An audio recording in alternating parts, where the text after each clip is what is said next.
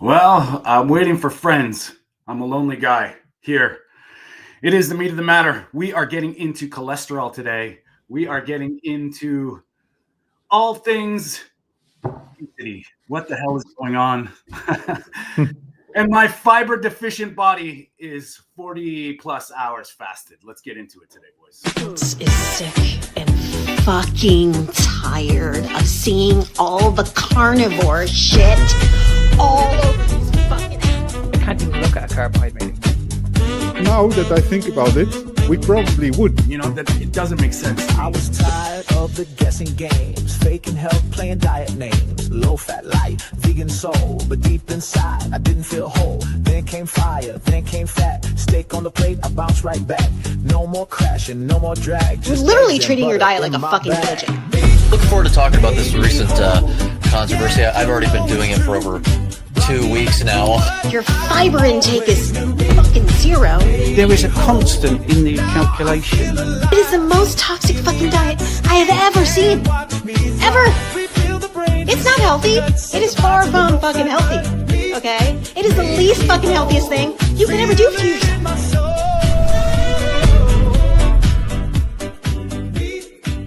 And we are live. This is the Meat of the Matter podcast. That is Peter. We are waiting for Mark. I am Tony. Thanks for joining us, everybody. We are going to get into it today. I am sitting here fiber deficient and miserable, fasted about 40 plus hours, and feeling great. Mark, I was just saying I'm fiber deficient. I don't know if I'm going to live. How are you doing, boys? All good, sir. All good. Sorry for being late. Oh, it's all Just good, in man. the door. Just in time to talk about the obesity nonsense and the cholesterol for kids. Right? Yeah, let's get stuck into this. So before we begin, I just wanted to shout out to Byron Funk, Carnivore Beats. Please go subscribe to his channel. Laying it down. I've been lazy. I'm not actually not lazy. I've been super busy, so I haven't been able to do the pre-show things, but we're here and we love Byron. That theme song that we got is from him. Thank you, buddy. And a very special shout out. Mark does a podcast with Victoria Olsen called the Carnivore Evolution. Go subscribe. And we got to say congratulations, Victoria, because she's an author now. She's got a book out. So we want to say, well done, Victoria. Very big congratulations to you. I'm excited to have a look at the book, because I think, you know, your knowledge and your wisdom is very appreciated, especially in our community. So I'm excited to read it, and I'm excited for this. It's available on Amazon, everybody. So go pick up your copy. And I love the title, Troubleshooting Your Carnivore Diet. I can only imagine it's filled with beautiful wisdom and a lot of Victoria's, you know, experiences and through her journey. And she's also she's the group admin for the Carnivore Diet After Age 40 on Facebook, which, boys, we are live on my Facebook. It's happening. So we're getting into some uncharted territories, man. Maybe one day we'll be live on TikTok. We'll see. So how was your week, guys? All good. All good. Yeah. Peter, how's your brisket? Yeah, it's still going all right. Today I pulled it through the meat grinder, and it was like 40-50% fat. I'll try to take a picture from my phone in a moment, but it looks like a Wagyu steak in the form of meatball. Okay. Basically. Have you been eating fully raw? Yeah. That's I almost eat everything raw. Yeah. And a lot of bone marrow as well. I really feel that I'm craving bone marrow. It does good to my skin. I'm almost rid of all the issues I had from the escapades from like macadamia and chocolate. But once it's there, it can take really a while before it's totally gone. And the sun helps a lot. It's wonderful to have a bit of sunshine here. Oh yeah, it's great, isn't it? It's great to have these long days back again.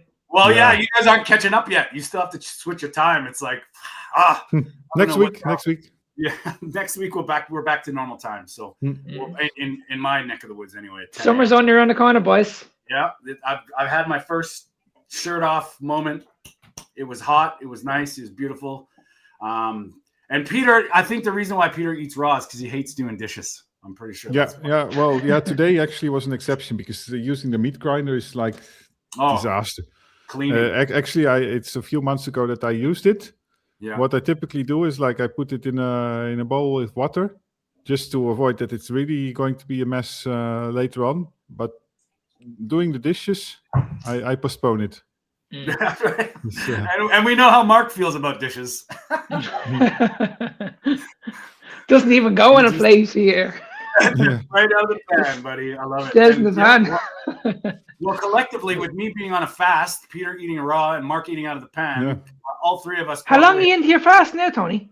I'm just 2 days. Like I'm just about. How are you feeling? I feel awesome, man. Yeah. Good stuff. I'm actually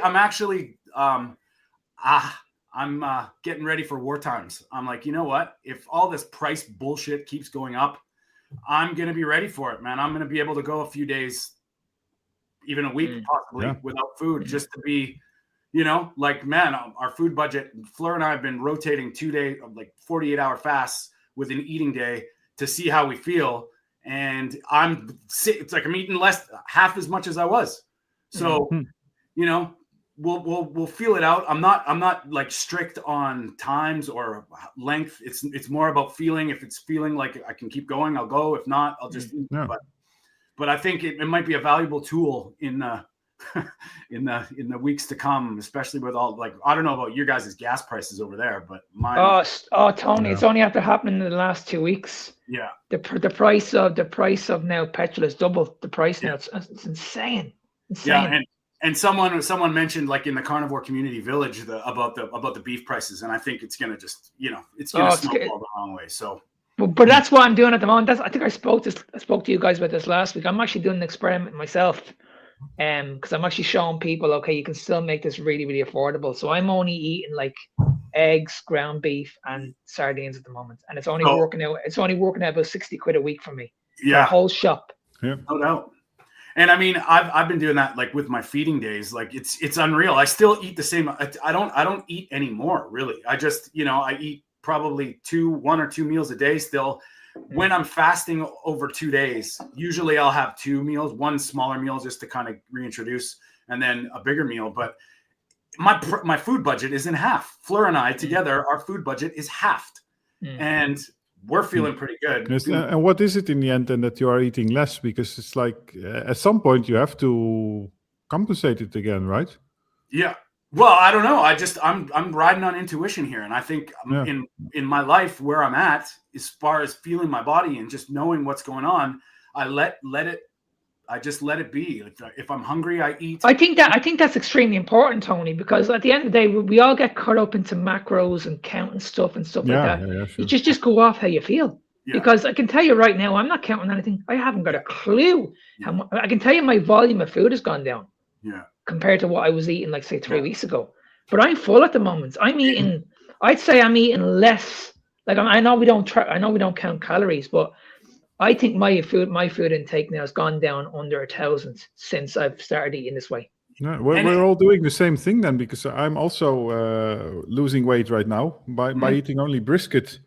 I feel perfectly fine. Well, it sounds strange, but it's like 40-50% fat brisket. And I feel fine on 600, 700 grams. I do notice that I'm losing weight. And if I would do this for months in a row, I'm sure that I eventually will crave stuff. And the thing about it is, Peter, you're not going to starve yourself. No. You're going to be in full control of that situation. Because I'm noticing as well, I'm getting really, really lean at the moment, like really lean. But I'm not worried about it. Because I'm not in that situation where I'm starving myself. I am full, trust me. I'm having some beef liver, bone marrow, a bit of anchovies. That's the most important thing. Is like you're having 2 meals a day, and it's like I'm okay here.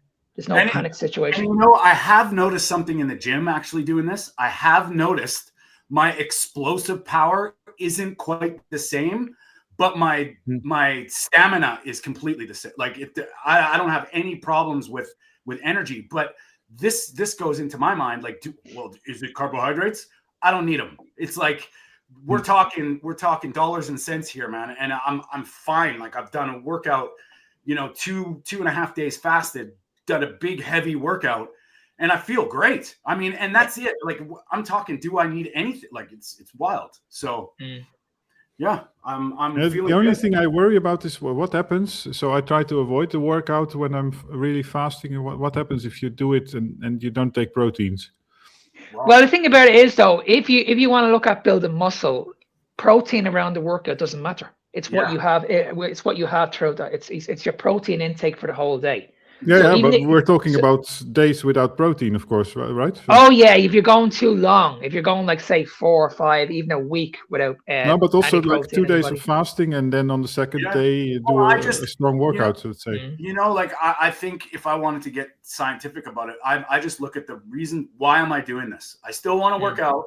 I still want to, but I'm not a high performance athlete. I just want to go for and I've got a training partner now, so more so I would feel I'm just there for him. If anything, if I didn't feel like working out, I would go there for him. But I mean, who can go to the gym and not like, right? Do you be sitting there going, oh, absolutely. And the thing about it is, like, if you want to put on a lot of size, then yes, I would implement more feeding windows. So instead of just going for 2 meals a day, I'd be getting these people to eat like 3 or 4 meals a day because their appetite has to increase over time to build more muscle. So I would be getting these people. I'd be listening to these people first of all, and they say to me, like, I like to have a little bit of food before I train. I would say, okay, fair enough. Let's add in maybe some like coffee, add in a little bit of cream, heavy cream in there, maybe about an hour before you train, and then probably about 2 hours later you can eat again. So I would work around the person's needs.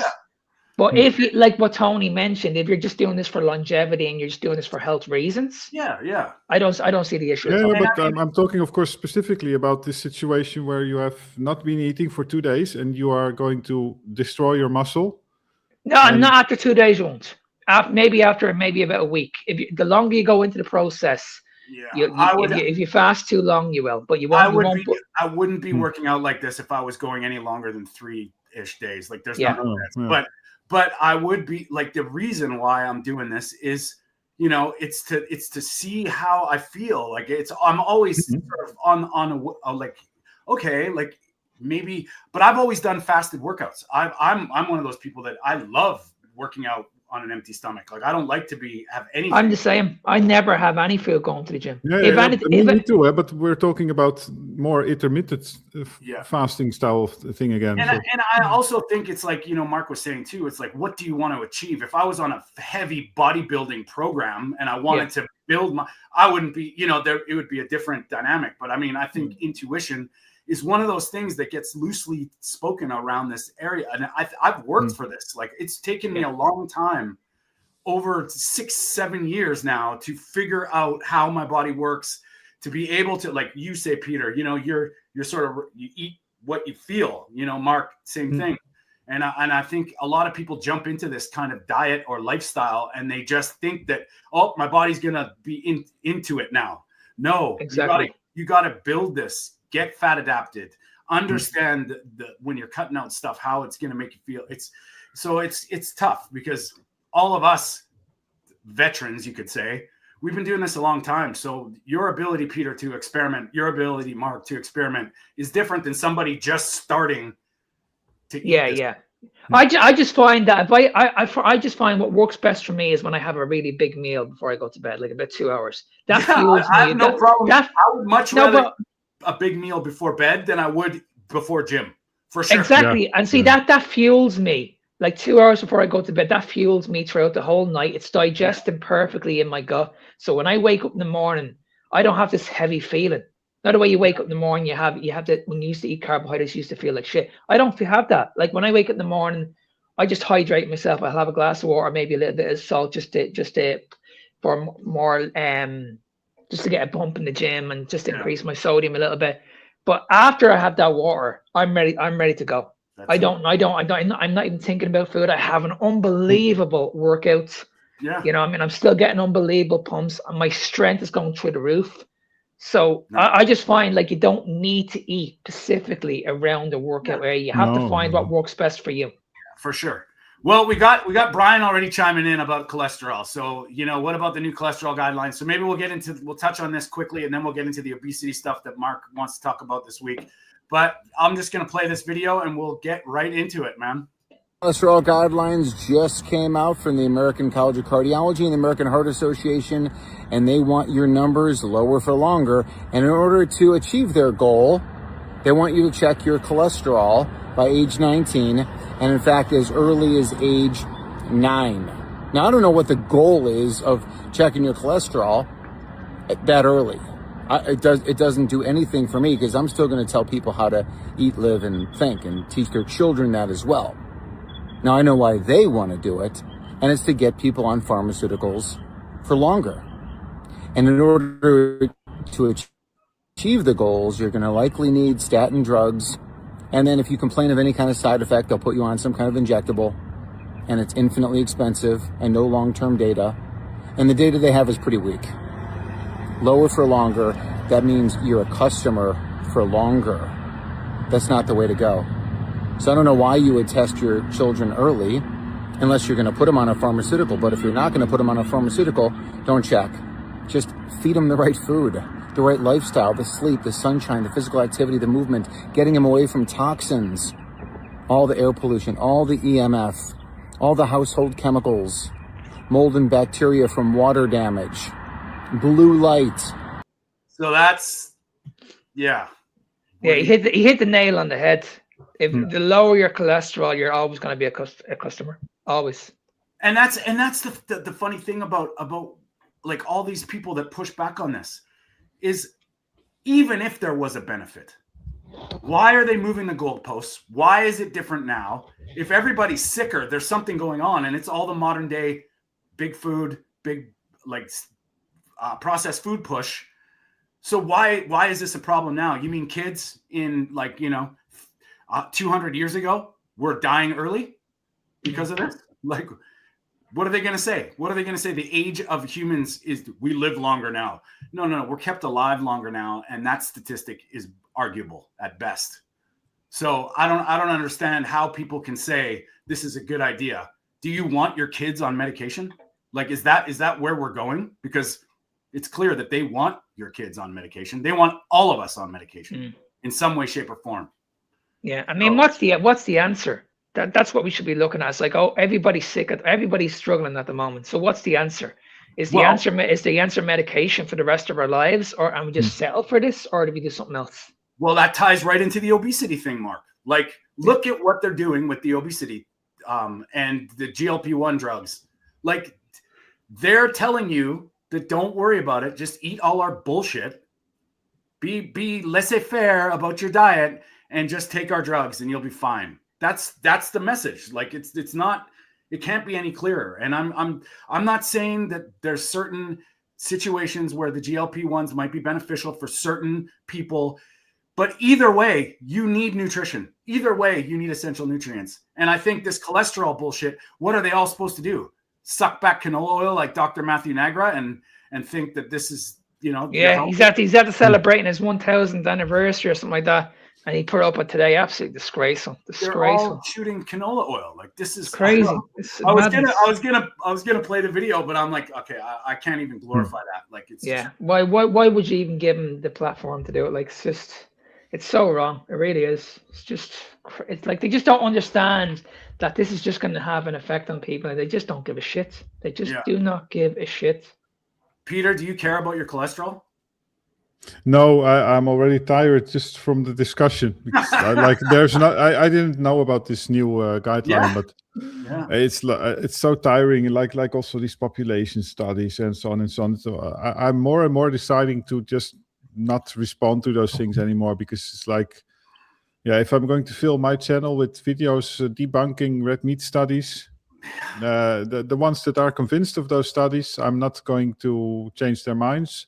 Yeah, and people on my channel, for them, it's not useful in a way, because they already know that it's rubbish. I mean, it's just getting boring at this stage, isn't it? It really is. I mean, it'd be okay if you had like 1 or 2 people in the world that were doing this, but I mean, you have over 1 million people in the world that are doing this. You can't keep on ignoring it. You just can't. I'm going to play devil's advocate here a little bit. Isn't it funny how RFK, arguably, they flipped the food pyramid just in time for them to change the cholesterol guidelines to say, okay, well, if you eat all this stuff, you're going to need our statins.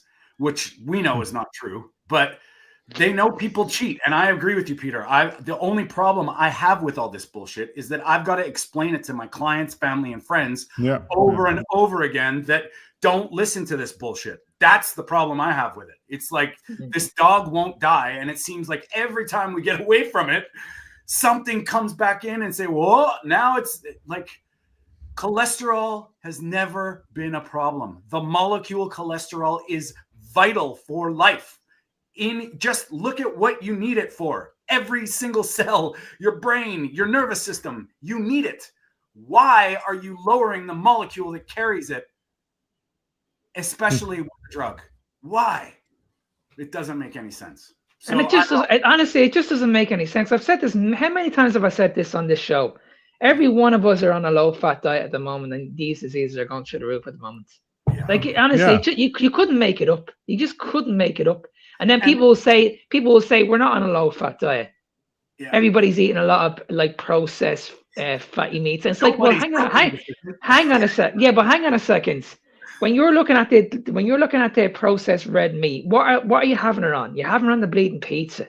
Yeah. You're having it with your hot dog. Yeah. You know what I mean? You need to define where we're going wrong here. Because this is what really annoys me about when you hear people talking about processed red meat. This is what's actually going to lead to heart disease. And it's like, well, hang on a second. I would much rather see somebody eat processed red meat on its own than mix it with something else. It's all this proxy markers. Everything, all the research is based on proxy markers, the wrong conclusions. Like processed red meat stands for unhealthy eating behaviors. Fiber stands for eating more vegetables and unprocessed food. And it's ridiculous that how people can still convince themselves that you can draw real conclusions from this research. And you know what I was trying to say here is they look at these things like you're stupid and you should be listening to us.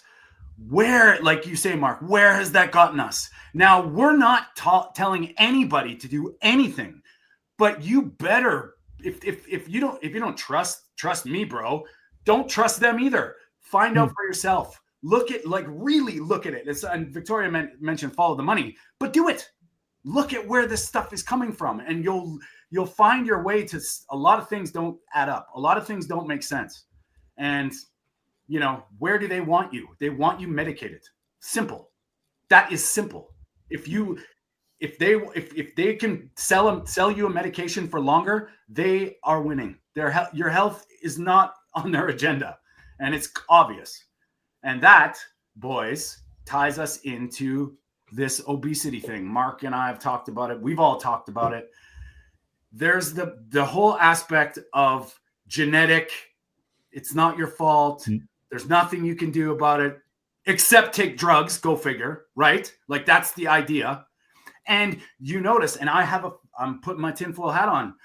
They had no problem telling women to be skinny through the 80s, early 90s.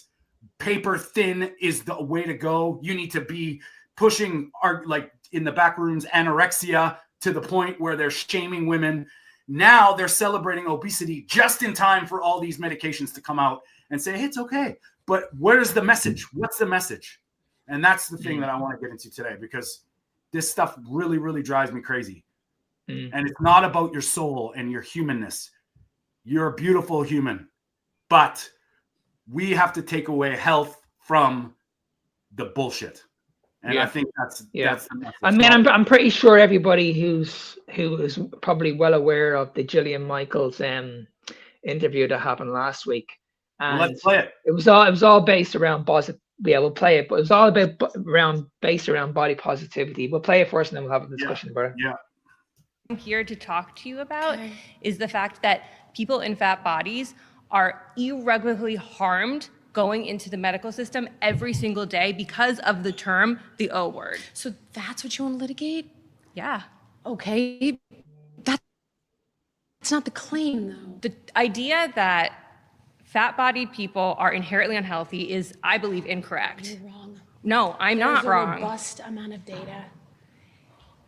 I'm not wrong. Okay, so let me finish the thought. You can't look at... Then let me finish the thought. Let me finish my thought first, please. You can't look at a person's body and tell whether or not tell their health status. So fat is an endocrine organ. When it overgrows. Okay. We kind of know where that goes, but okay. I'm not the biggest Jillian Michaels fan, but in this situation, I do believe that she is about health. Like whatever way she feels about it, I believe she wants people to be healthy. That's kind of the message. Mm-hmm. Now, how she goes about her ways of doing that, whatever, that's not up for discussion. But she's absolutely right. Now, this is something that we've had Dr. Ana Rosa on our podcast. I've talked to her one-on-one. This is where it gets muddy because nobody talks about visceral fat. And if you're obese and your visceral fat and your organs are lean, there's no visceral fat around in your core, arguably you're metabolically okay. But that is the thing. Why don't they test it? This solves all the arguments. I don't know what your guys' take on that is. Go get it tested. No, you're 100% correct, Tony, because at the end of the day, there's no obese person that I know that hasn't got an underlying condition, whether it's type 2, whether they have any sort of condition. I can guarantee you about 99% of the population who are clinically obese will have some sort of metabolic disease going along with it. And it's like, okay, well, hang on a second. This didn't just happen out of the blue. You can't keep on convincing me that this just magically happened. No, this is coming down to the diet. You're obese for a reason. And I don't see any reason why we can't explain this to people. I don't understand why you should be honest about these people. I've had this conversation with my other half, and I've been told by her family, you're a little bit harsh on her. And I'm like, why am I being a little bit harsh on her? I'm telling her the truth. Like, I'm not saying in a nasty way. I'm not saying that at all. I'm not saying you should say to people, okay, listen, you're fat. You know what I mean? Shame. This is not shame. But you want to look out for that person. You don't want you don't want to see any harm come to this person. So if that means I have to step in and try and help that person, then I'm going to do it. And I don't see any harm in that whatsoever. And I think that's what Jillian Michael was trying to say. It's like, listen, we're all for body positivity. We're all for loving ourselves. But you can do that by looking after yourself at the same time. But you know what I mean? And a lot of it too is awareness. Like you have to take it for what it is. Now, I'm not talking about, we've all had, when I was growing up, I was chunky. I was pudgy. Am I genetically predispositioned to hold body fat? Yeah. I'm kind of I'm 50 now and I'm just like shattering the genetic code. Okay, that's kind of where I'm at. I'm like, oh, I don't know about that because I always thought I'd be the short fat kid. I always thought I could never get lean, ever, no matter what I did. Why now? What's different? Now, if you're predispositioned to hold body fat, that doesn't mean you're metabolically healthy or not healthy.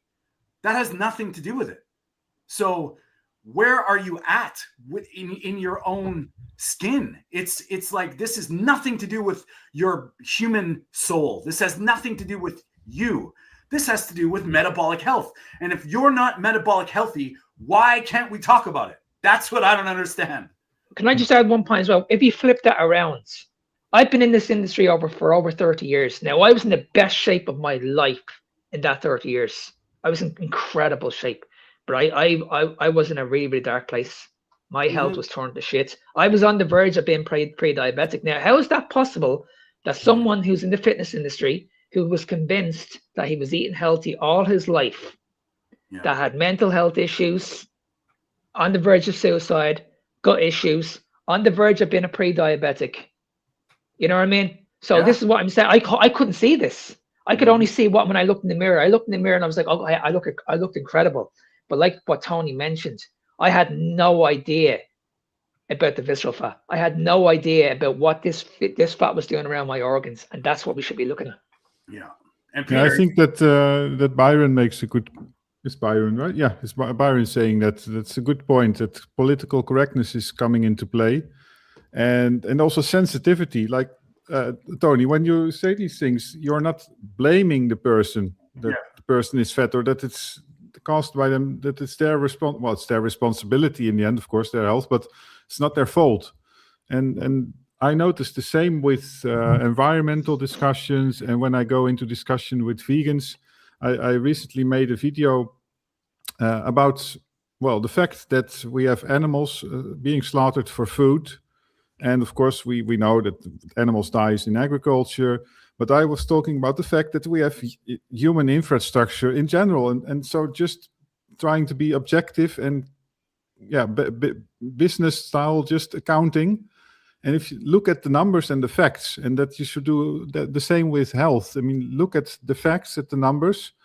Don't be sensitive, because if you're going to intermingle all kinds of discussions, you get all kinds of weird stuff, political correctness, wishful thinking, like, okay, it's healthy for the environment, so it's healthy for humans, and fat people are nice, so maybe it's not that bad that they are fat, because they are, it's not their fault, they are kind people, and so on and so on.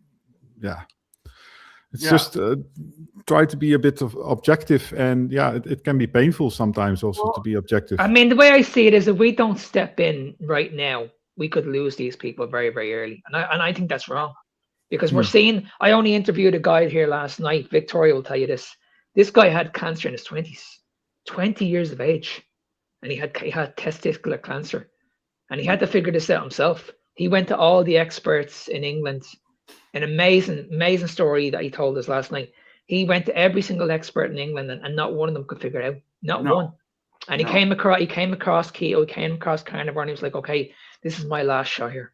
If I don't get this right now, then there's no hope for me. There's absolutely no hope for me. And he did it, and he put his cancer into remission. He lost all the weight. He put his mental health issues into remission. Like, it's it's insane. It's absolutely insane. And the hardest part, Mark, is that when people like us talk about that to somebody, if they don't come into this on their own terms, it's almost like there's nothing we can say, because they're so programmed by the doctors. And all I'm saying is, isn't it worth your life? I can say this easy. I don't mean to judge or put it on somebody, but to weigh out options. Like, if we said that there's an option that you could just be better, maybe, things could improve holistically. And I'm talking about, like, there are certain frequency machines that help this. There is certain spiritual practices that help this. There is, and it's a fact that sound affects cells, and cancer's not any different. So why are all those healing modalities that cost nothing to put your feet on the fucking ground, get connected to the earth as much as you possibly can? No, that's stupid. Take this chemo, because that's the only way you're going to. And it's always the one or the other. Eh? So if you're proposing, let's say, additional treatment and therapy, it's almost as if you're trying to say that they shouldn't do anything else, or that you're automatically going against medical general practice. Yeah. And I mean, is it really that hard to believe that what you eat will affect you? Simple. Well, we can't keep on ignoring it, Tony. We can't keep on ignoring that the food is not the issue here. Yeah. Like, we just can't. It's the one thing everybody has control of. It's the one thing you have control of, is what you put into your body. Out of everything that goes on in the world, it might be out of your control, but the one thing you have full control over is what you put into your body. And you should be able to look at that situation and say, well, hang on a second, before I start blaming any other factors in my life, maybe I should look at this first. Yeah. It's funny that you talk about sound, Tony, because if you talk about hi-fi in the end is electronics, is electronic signal entering a system. It's changed, and then eventually it's changed into motion with the cone movement. Yeah. So everybody realizes that the signal that you put in, but also the electricity that you put in, it has to be clean. Try to put a stereo in a noisy place, and it will sound horrible. Mm-hmm. Noisy electronics as well. Isn't that beautiful, boys? Yeah. It's clean, Peter. It's clean. It sounds very nice. Yeah. Is that a special glass? Yeah. It's Fleur's got all these crystal bowls and Tibetan bowls and stuff. And this is something that's been part of my life. And I feel it. You feel it in your body when these like real frequencies are around you. And it's, and for all the people, oh, yeah, that's bullshit. What's the cost of taking a 20-minute to a 40-minute nap and let these frequencies surround you? Like, Absolutely. It blows my mind because people can't be still and they can't, take the time for themselves. And I mean, if you could imagine saying that to somebody who was suffering or got, the bad news with cancer, that these things could possibly heal. Yeah. And then you look at half the world goes bullshit. Yeah, I don't think people understand how important it is. They can clean your teeth as well. Right. I just don't think people understand how important it is to be in a relaxed state. Yeah, pretty much for control your breathing, control everything in your life, control the variables instead of it's just panic. It's rush. Everything is in your face, and that just leads to blood sugar elevation because we know that when you're in a stress situation, that can elevate your blood sugar also. It's not just down to the diet. A lot of people, when we hear about oxidative stress and metabolic stress and chronic stress, they're all related. Every bit of it is related. And that's kind of what I know probably about everybody that's in the chats that I've known and talked to. You start, like, including us, as you get your brain working properly, all this stuff sort of clicks, and it's like, whatever you do, you need to like hunter-gatherer mindset. It's not about the hunter-gatherer part. It's about connecting to the earth and being natural. Yes. Anytime we go away from Mother Nature, what the hell do you think happens? You get punched in the face. And that's not a coincidence that the further you are from this, the more chaos is going to be happening in your body. Yeah. And I'm seeing a lot of people, especially in the carnivore space, get spiritually awaken in other ways that are not just eat meat, cook fire. Like that's not what it's about, man. Yeah.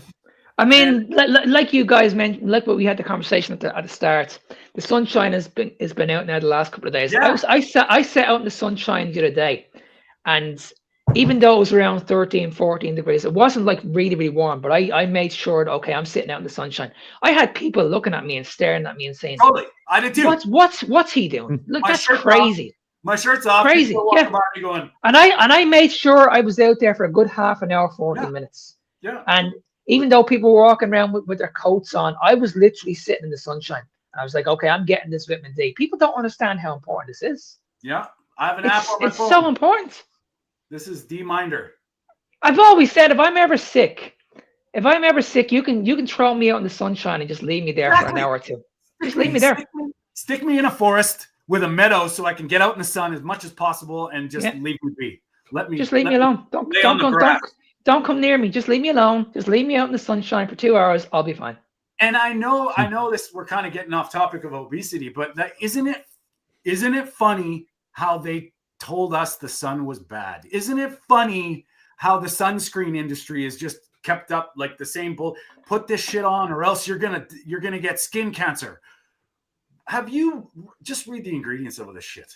Just read the ingredients, and all the good ones that are very catchy, like banana tan and copper tone. Why do they call them copper tone? Because it's actually the mineral that will protect you. But they use that, and it's so crazy. Like, I mean, panthenol, which is like vitamin B5, is actually really good for soothing your skin. It's illegal in North America. Like it's just a P vitamin that rejuvenates your skin, but that's illegal. But yet you can spray on a bunch of titanium bullshit and the sun. And people argue with you. They say, "No, Mark, you're crazy. Why are you exposed in the sunshine?" That's insane. That's the thing. When you look at the basics, what people need to do, they just won't do it because they're absolutely convinced that they don't need to do this. Because when they think about the sunshine, they've been led to believe that this is going to cause a problem. They've been led to believe that when you look at saturated fats, this is going to be a problem. So when you look at what we're doing, and we're trying to convince people otherwise, this is actually going to benefit you and your health. Yeah. People are saying, look, you have the other side saying, okay, don't listen to these guys. These guys are part of a cult. This is all crazy. This is what's going to lead to problems. It's like, you know what I mean? It's like, well, what you do, it's like what people need to do is just listen to both sides of the argument. We've always said this. We've always said this. Yeah. We've never done these shows, and we've never ever convinced the public that you need to do this diet. We've always said just try it, just give it a go. Why instead of just wearing your sunglasses when you're out in the sunshine, take them off. Yeah, I haven't worn sunglasses in 7 years because I'm like, I know how valuable it is to get the sun on your eyeballs. Yeah, and you know, Byron made a good point too. It's like it's hands down. If anybody has a problem with this, go to geoengineering.org and watch the documentary, The Dimming. Bill Gates has admitted it. England has said they're doing it. They're blocking out the sun. Why? Their mission, their message is to protect you. Is it though? Or is it to sell you more or get you on more pharmaceuticals, make you as unhealthy as they? Why did they stop pushing vitamin D during COVID? Why? Exactly. This is weird. And when we go back to the obesity crisis and we look at what's going on in the world at the moment, like we only had this conversation with Oprah Winfrey a couple of weeks ago. Yeah. She's one of the richest people in the world, right? She could hire any PT. Now, who's popular on social media at the moment? Who's probably the best PT out there at the moment? I don't know. There's many of them. Okay. I'm pretty sure you guys know him, Tom, but there's a few of them out there that have over 2 million followers. They're classed as one of the best celebrity PTs in the world. Yeah.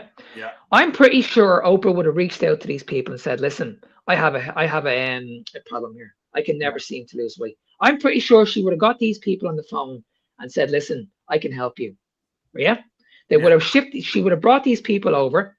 Yeah. These people would have trained her. They would have put her on a calorie deficit and she still would have been struggled. She would have still would have been struggling. Now, the question is simply this. Yeah.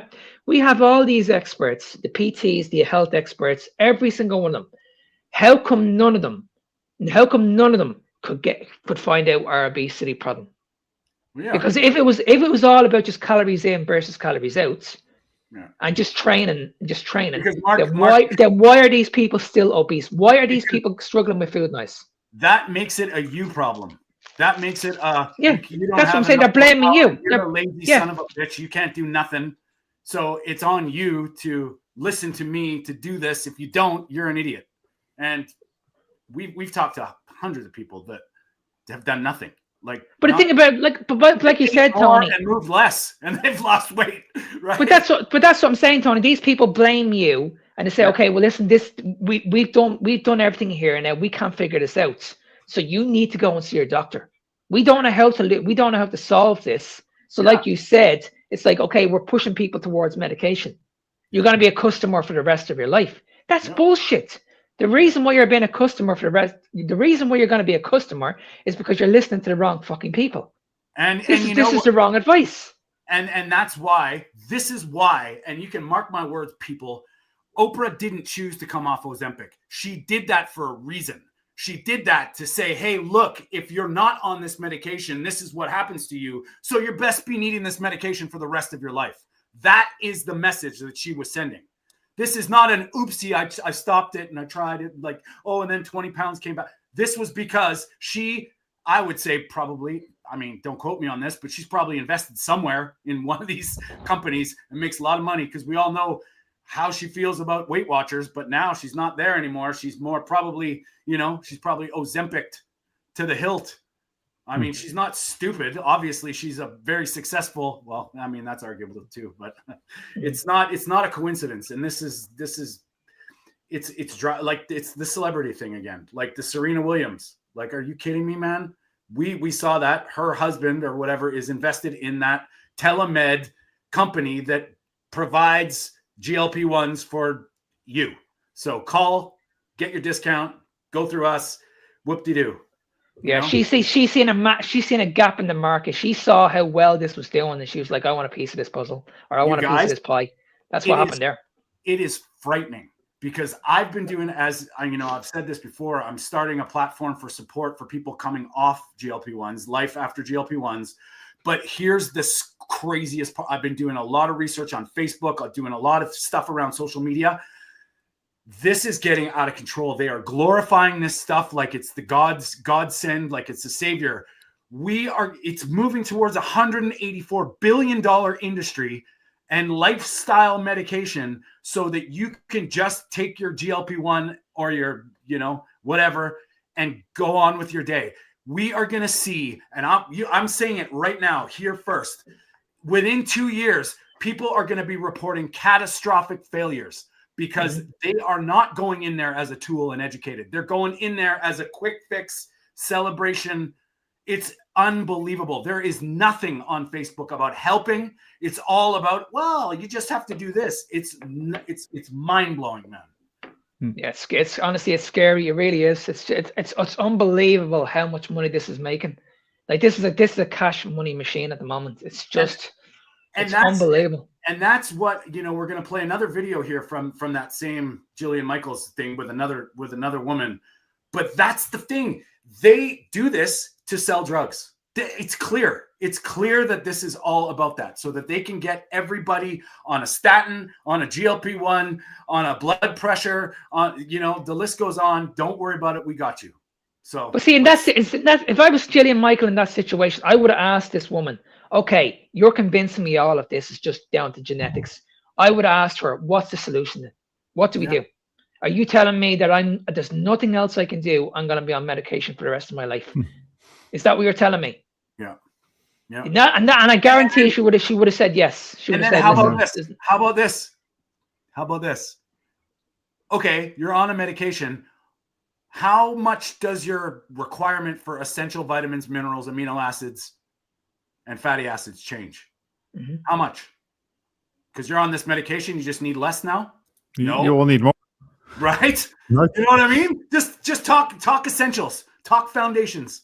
If you don't have B vitamins, you're gonna not do well. Simple. So eating less of whatever you're eating, if you're not getting your nutrient requirements, and Peter's right bang on, the more stressed you are, the more toxic you are, the more you require them. So yeah, it's just metformin is a great example. Like it's been used now for decades, I imagine. I don't know since when. Like the entire type 2 diabetic population, and it's B vitamins that are impaired, and there are some other things, more things. But just imagine that, like the entire population that gets it, well, at least on average, has less of those vitamins. That's, and then you're talking about those silly population studies where you talk about small effects in eating less or more red meat and all these things. But you're putting people on medication that is like a statin is the same, like CoQ10 and yeah. And they don't talk about your digestion. They don't talk about your gut health. They don't talk about your gut stability. They don't talk about your nutrient absorption, the bioavailability of this stuff. They just tell you, don't worry, bro, just eat more fiber because you're fiber deficient. Because I think probably literally all medications have, like, one of the side effects is like stomach aches or stomach discomfort and nausea. I mean, come on, it's just criminal. Like you guys have heard the stories. You have type 2 diabetics walking into hospitals. They're getting their bleeding legs removed, and then when the surgery is over, they've been fed the problem. You know what I mean? They've been fed the problem that caused it in the first place. I mean, you couldn't make it. You couldn't make it up. Hey, good job. You survived your amputation. Here's some pudding. Like, it's just, it's insane. It's just, how are we allowed to let this happen? It's just, wow. It's amazing. It's just, and it just frustrates me that nobody questions this. No. Everybody thinks that we're the problem. We're just these crazy people. It's like, open your eyes, guys. Honestly, open your fucking eyes. We've got Brian. I love it, man. Yeah, it does, man. And you know what? I'm starting to realize this is the hardest part is, you know what? There's going to be people that are coming to this that need help and they need to hear this stuff. But the people that are just the agents of the matrix, they just morph into this. No. I'm an expert. Seed oil. Just eat less. Eat fiber. They're not going to be helped. And it's sad because I have had so many conversations with people that are suffering from illness in some way, shape, or form and completely reliant on the doctor's visit. And the minute I say, have you ever thought about your diet? Oh, yeah, I eat healthy. The minute I say that, and I can actually see the oatmeal coming out of their ears. Like, oh, okay, then, right? It's unbelievable how that happens. And we just got to keep screaming, boys. Like, I think that's, and, I hope people get angry when they hear our side, because yeah, you should, because I'd be angry too if I was sold down the river, which we were for my whole life, being told lies and manipulated. So, I think it's very hard. I think it's very hard to hold back, isn't it? Yeah. It really is. It's very hard. It's very hard to hold back and have just a quiet conversation on this. It's just frustrating when you have people on the other side just trying to convince you that you're wrong. Yeah. And I think at a state, there's gonna come a point when you're just gonna lose it. You're just gonna listen. You're gonna be like, listen, stop. This is fucking bullshit. Yeah. And this is why I just can't have these conversations with these people, because they're trying to smooth talk me, and I'm like, listen, you have no idea what this smooth talk is doing to me. Yeah. It's not working. It's not working. People are struggling with their health, and they're coming to you for help, and you are making the situation worse because you haven't got a clue, and you're only putting a band-aid on the problem. It's just frustrating as hell. Yeah. And did you have something, Peter? Yeah, well, I was wondering that because those people, before they are able to listen to you, they need an eye opener, basically. And I was wondering actually what the eye opener for you guys was. For me personally, it was like the moment that I learned that people don't need carbohydrates. That was really, I mean, obviously, as a type 1 diabetic, that's the realization that I heard this for decades. Yeah. That we need those macronutrients. Yeah. And then realizing that that's not true, it made me look at everything else. And so I was just wondering, what was that thing for you guys? Go ahead, Mark. The big one for me was the fiber. Yeah. I was convinced that was the last thing that came out of my diet, the fiber and the fruit. Yeah. I could get rid of the carbohydrates, no problem. I could get rid of the processed food, no problem. But I just could not let go of the fiber. I struggled to look at my plate, and just eat, just get into my mind that all I have to eat is just a piece of steak. That's all I have to eat. I was convinced I had to have the color rainbow on my plate for years. I was convinced, and same with the fruits. I was convinced that no, hang on a second, I need my antioxidants. Where am I going to get my antioxidants? And surely I need to have fruit. Surely I need to have some sort of berries. Where am I going to get my vitamin C from? Like, these were the questions that were in my head for years and years and years.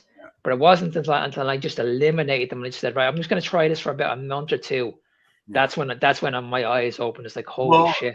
Yeah, I had a couple like similar. But when I went low carb, I was like, if this is so bad for me, why do I feel so bloody good? Like, that's what I noticed. Like, within 2 weeks, pain gone. Like, everything was just like, and my energy was like, wow, what's going on? And then it kind of leveled up when I chose to go carnivore. But even when I was like keto, I was like telling my friend, I'm like, you're crazy. I'm not eating just beef and eggs. There's no way I'm doing that. I need vegetables. Like, that was me too, Mark. But when I actually was like, let's try, because I was going to go vegan because it was healthy. And I went carnivore, and I went the completely other way because I did a thought experiment in my own.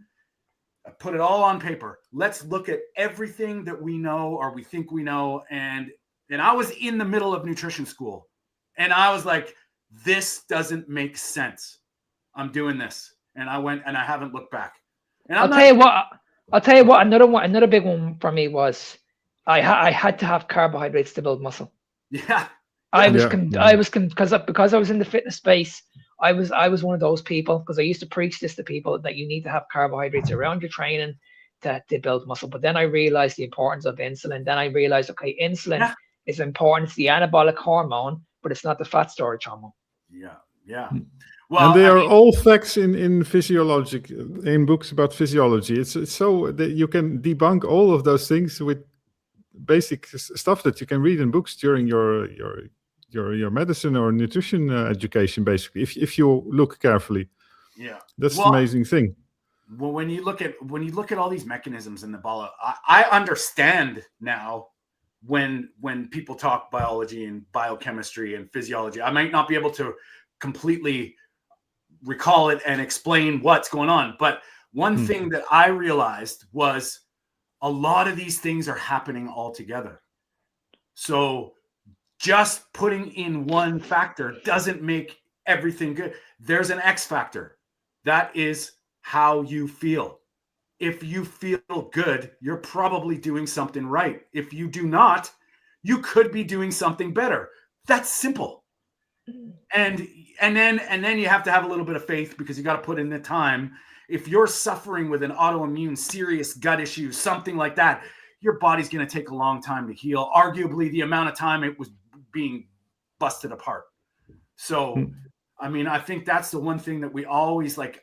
You can tell me all day long, Mark, that I need carbohydrates, but I don't, because I feel great not eating them. And I tweak myself. I try things, but it always comes down to that. And I mean, I'm not opposed to anything. Try it for yourself and figure it out find your way. I think that's the best way to do it. I think it's very, very important. At the end of the day, you're the evidence here. You're the research. Yeah. If this works for you and you've gotten the results that you want, how can these people tell you that what you're doing is wrong? Like, how? It's impossible. And it's that's absolutely impossible.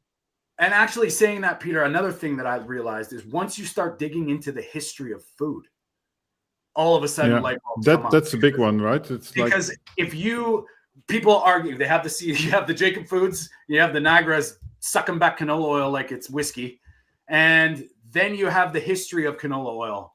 And to me, that doesn't add up. If it's so healthy, why were they using it as a machine lubricant? Why were they trying so hard to find a new market for it? So they had to fix the acidic content in it. And look, Canadian oil. Yeah, and the big thing there is that they are living in some sort of universe that is only based on this statistical inference. Yeah. And if you talk about the seed oils, I talked about it recently. You can look at risk in those silly studies, risk markers within that universe. You can also talk about the actual very relevant risk, and it's the fact that we are introducing all this food, all this processed food, the seed oils, the heavy amounts of sugar and all this stuff in a matter of decades. Yes. And for me, actually, that has happened during the last few years, that I focused less and less. Obviously, I already realized that those studies are rubbish, but I focused less and less on nutrition science and take into account history, paleo, anthropology, and that sort of things. But just the simple fact that diet changes in evolution take thousands of years. Yeah.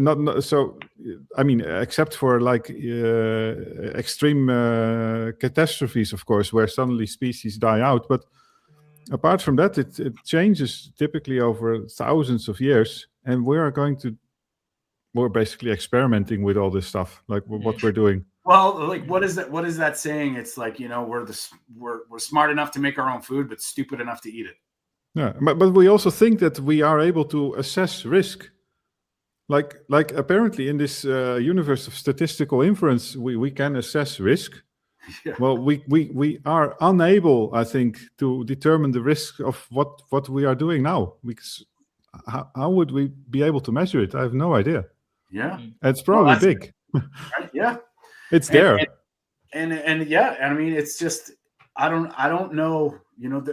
I've always tried to keep an open mind. I've always tried to hear different sides, but once you start realizing that what they're selling is anything but healthy, it's somewhere in the form of hunter-gathering, whether it's gathering tubers, whether it's eating nuts. I don't know what survival we would have had to do back then and there. We would have probably been a lot more reliant on our environment and what the land offers we would be taking.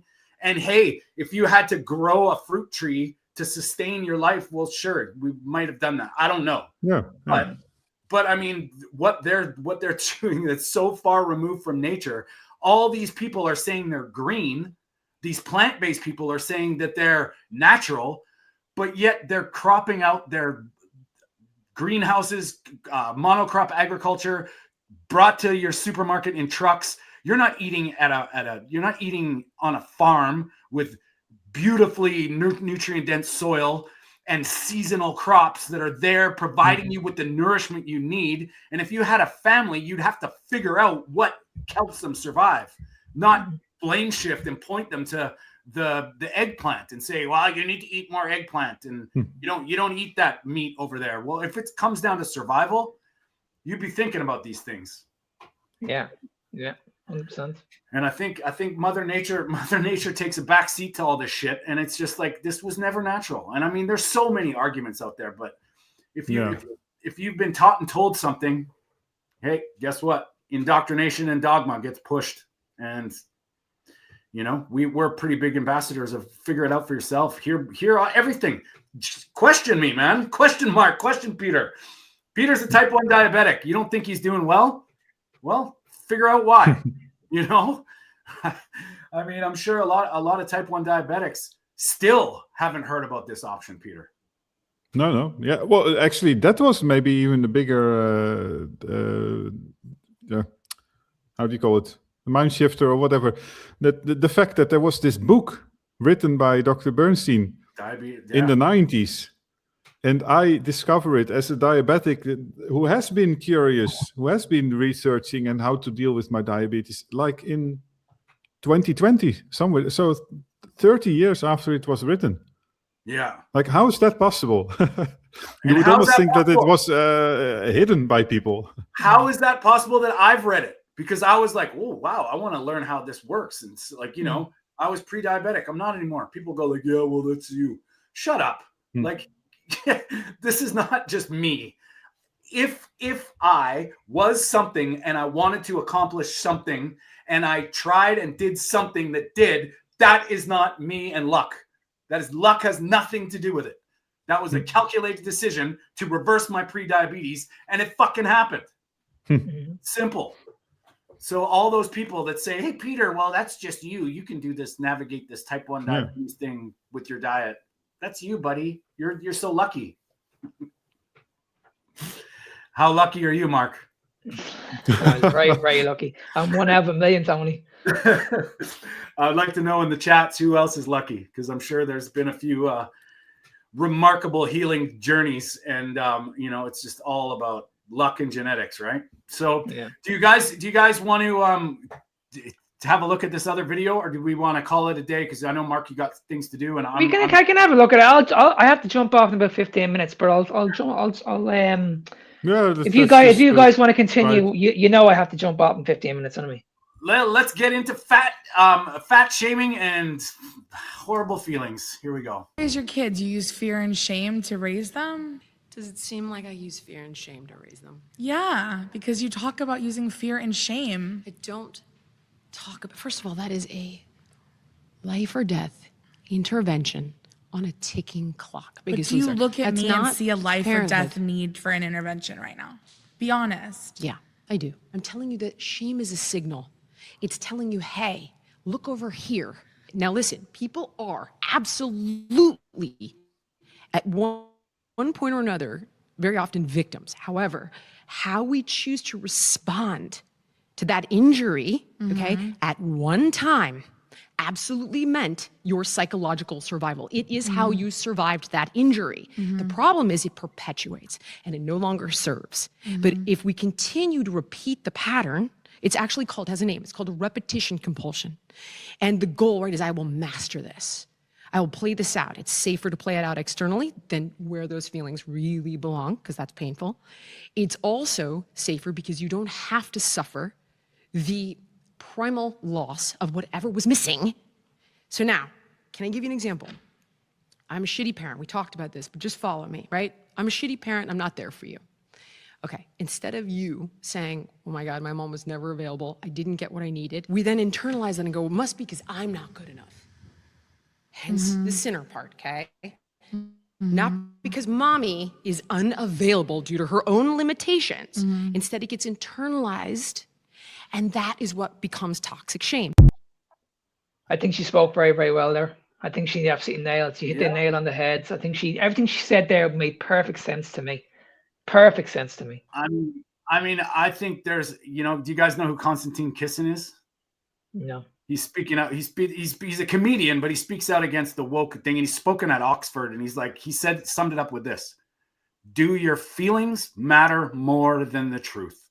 And that you can argue that, but if they do, it seems that our world, we want to protect all the feelings, and we want to get away as far away from the truth as possible. And when we find out the truth, we want to stick our head in the sand and just be in denial. So, I mean, at the end of the day, nobody wants to hurt anybody's feelings. No. But like I said earlier on, if that's my other half, who I want to spend the rest of my life with, I'm gonna make sure I do whatever I can to help her.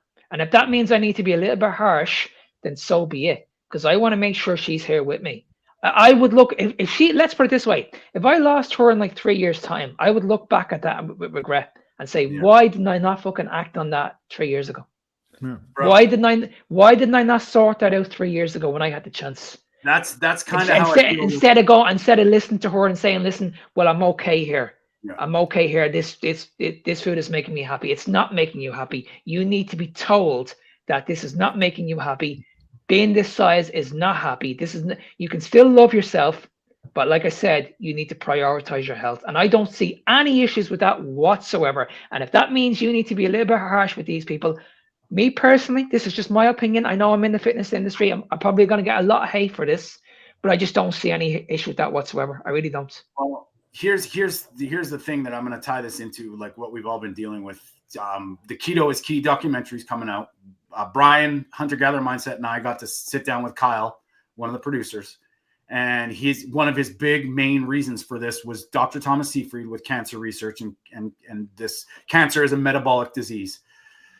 As the people in my life over the last 3 years have been dropping from cancer, and not one of them could I really get through to tell them about nutrition. It's heartbreaking because I was talking to them years before their cancer diagnosis about the importance, bigger, heavy set, obese. And that conversation, I get sort of like, oh, you can't do that because they'll take offense to it.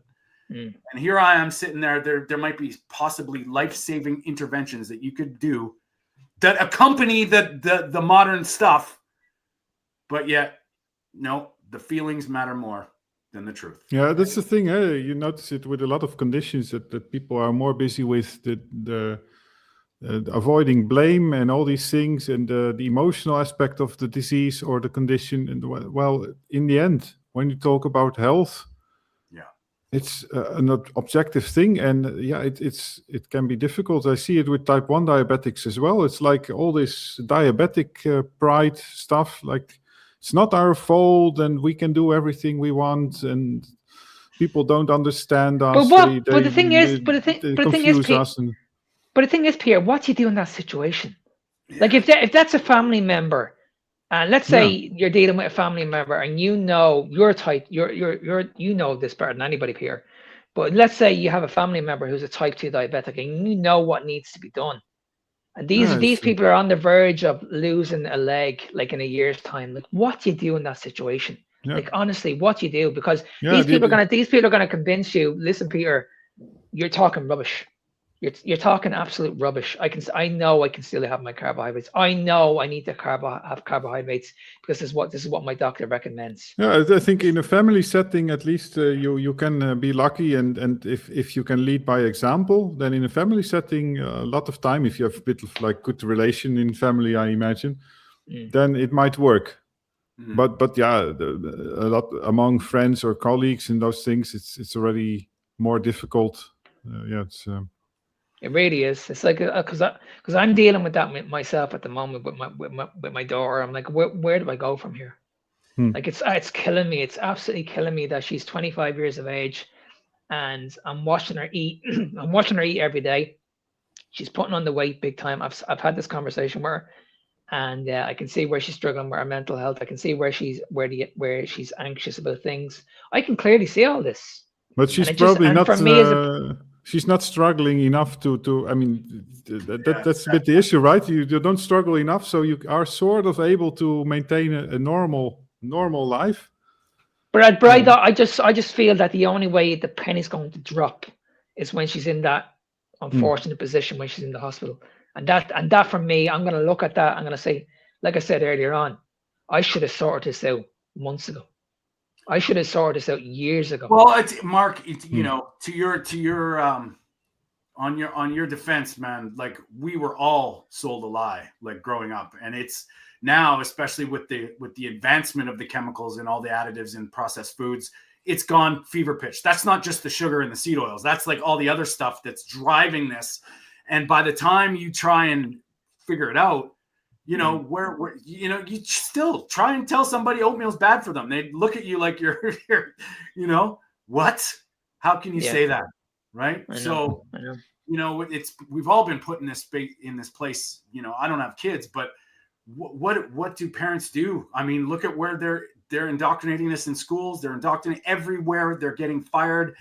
And it's a mess, man. And it's hard to, people don't want to hear it for the most part. And like you said, Peter, I think a lot of people wait till they're desperate. And unfortunately, that's really, really sad. That's the unfortunate thing, isn't it? Yeah. Well, boys, I think we had a good one today. Let's call it. Mark's got plans. He's got busy. He's doing Mark things. I know Peter's probably got to eat some brisket. I'm still Peter things. I'm still probably gonna give it a few more hours before I break my fast. But thank you, boys. Peter, where do people find you? Any last comments? Any last concerns? Words? Wisdom? Well, I'm. You can find me on Low Carb Perspective, and this is the Dutch Carnivore. And here, by the way, are my brisket balls of today. Nice. They you cannot see it very much, but they looked like and tasted like Wagyu meat because it was like very fat. How's the chewiness of the meat? Because brisket's pretty tough, isn't it? How is it? Yeah, well, I dry age it, so I dry brine it for a few days typically, and it becomes much nicer. And of course, this was ground up, so it's just it was soft like Wagyu also. I think I might try it, buddy. I might go because brisket, you can buy a big one. If you don't cook it, it stays big. You know what I mean? You spend your money on the brisket and then you slow cook it and it just goes.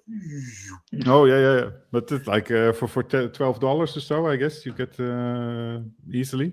For Nice. 2 pounds for $10, I don't know. Nice. And where do people find you, Peter? I don't know if you said that or not. I'm just it's Dutch Carnivore and Low Carb Perspective. That's it. They're and Mark, my friend. You guys can just go to my website right here. There is right there. Just go to my website, Fitness Beyond Time 01. I'm on social media also at Fitness Beyond Time 01. I'm on Instagram and TikTok. And if you ever want to reach out to me, if you want to ever do like a conversation with me on our podcast, like Tony mentioned, we have this podcast with Victoria. If you ever want to come on and do an interview, we have this podcast called The Carnivore Evolution. We do it Monday to Friday. Just send me an email at nsmark93@gmail.com. Well plugged, buddy. Well plugged. Check out the Carnivore Evolution podcast, everybody. Go subscribe to all the channels, please. Byron at Carnivore Beats. Go follow Brian at Hunter Gatherer Mindset. Very big. Everybody. Lisa, we appreciate you guys. Rick, you guys want to invite Rick on the show next week? It was not because I'm going to be away. So I would love to watch that anyway. But thank you guys for always being here, and we want to support everybody. Because this stuff is going to get harder and harder. I mean, the nonsense that's happening in Canada is pure ridiculousness between hate speech and, food prices and all the bullshit. I think now is the time to really, really become aware and help and protect each other, because it's doesn't look like it's going to get any better anytime soon. If anybody wants to reach out and follow me, you can at Tony_Food for Thought. The Meat of the Matter podcast is on Instagram, on my Facebook page. We're trying to expand, so we could use your help and support. Please like and subscribe to everybody. We are here every Sunday. The Meat of the Matter podcast. That is Mark. He is Peter. I am Tony. Thank you all for your support, and we will see you next Sunday. Bye.